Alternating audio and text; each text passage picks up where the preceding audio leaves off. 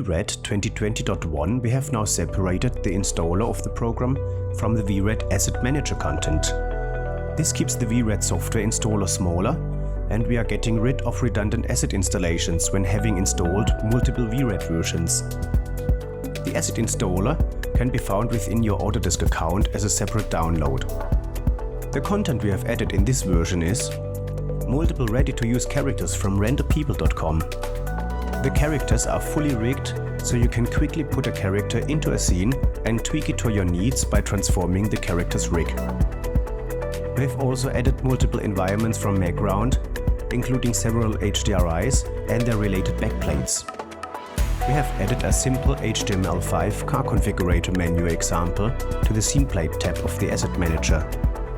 This menu will load the Genesis example scene and allows toggling through different variant sets of the model using the HTML5 front plate.